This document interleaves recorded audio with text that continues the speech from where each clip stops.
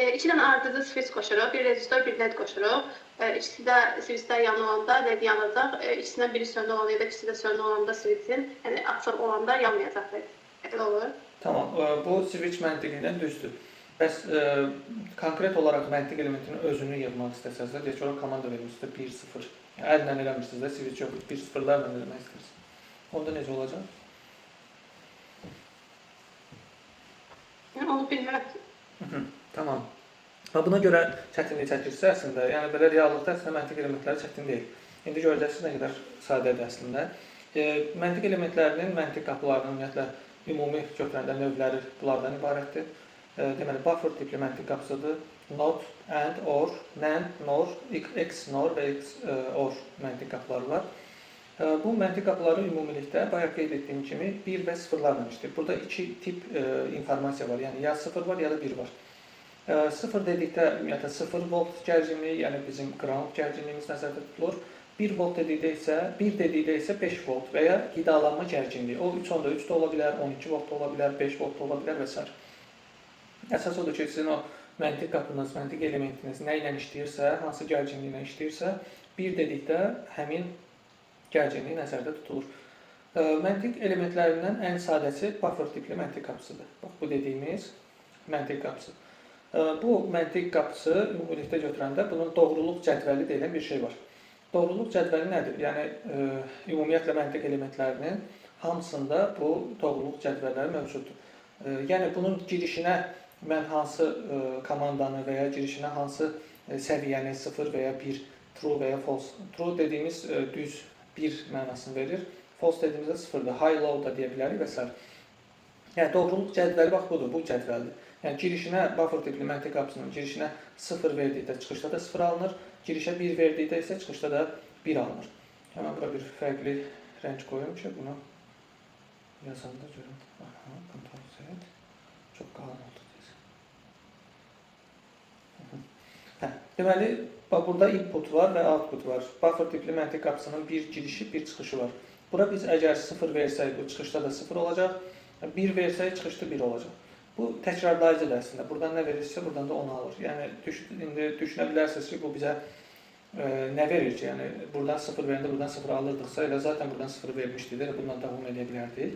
Bunu da fikirləşin ki, niyə bu məntiq qapısı var ümumiyyətlə? İndi sual verəcəm, yəni izah edəndən sonra. Deməli, baxın, burada aşağıda gördüyünüz bu sxem əslində buffer tipli məntiq qapısının daxili quruluşudur. Yəni, bura qədər də götürə bilərik. Nədir bu? Bax, görürsünüz, adi bir dənə tranzistordur, NPN tipli tranzistor. Bir dənə də rezistor. Bunların ardıcıl birləşməsidir.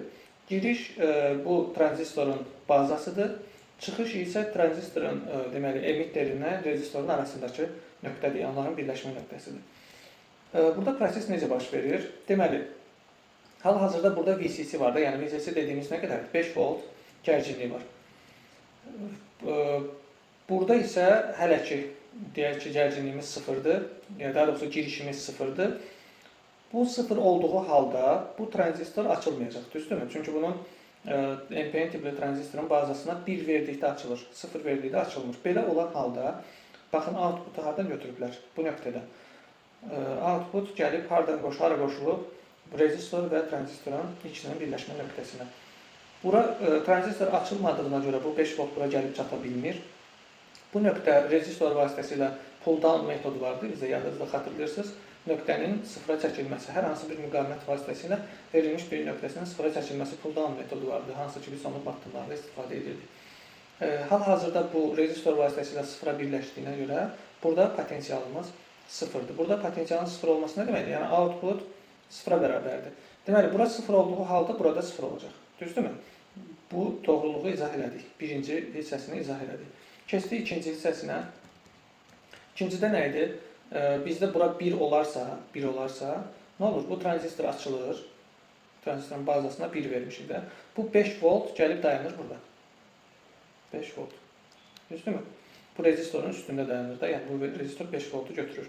Və həmin bu 5 volt burada dayandığına görə çıxışımız da olur 5 volt. Bu nə deməkdir? Yəni, 5 volt bizdə nə idi? 1 idi də. Deməli, biz tranzistorun girişinə, yəni məntiq elementinin girişinə 1 verəndə, tranzistorun bazasına 1 verdikdə, çıxışımız, yəni tranzistorun emitteri də nəyə bərabər olur? 5 volta, yəni 1-ə bərabər olur. Bu da bax ikinci doğruluq cədvəlinin də ikinci sətrin izahı. Buffer tipli məntiq qapısı yalnız bu işi icra edir. 0-0-1-1. Və çox sadə məntiq qapısıdır, amma geniş tətbiqə malikdir. İndi siz deyin görün.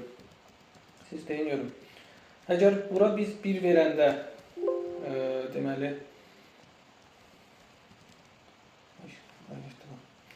biz bura 1 verəndə burada 1 alırıqsa, yəni və ya buna baxsaq da, məntiq elementin özünə baxsaq, bura 1 verəndə burada 1 alırıqsa, 0 verəndə də burada 0 alırıqsa, yəni zaten bunu özümüz vermişdik, təzədən də aldıq da, yəni bu 0-ı da özümüz vermişdik, yəni də 0 aldıq. Bunu eləyə biliriksə, bəs bu məntiq elementimizin nəyimizə lazımdır?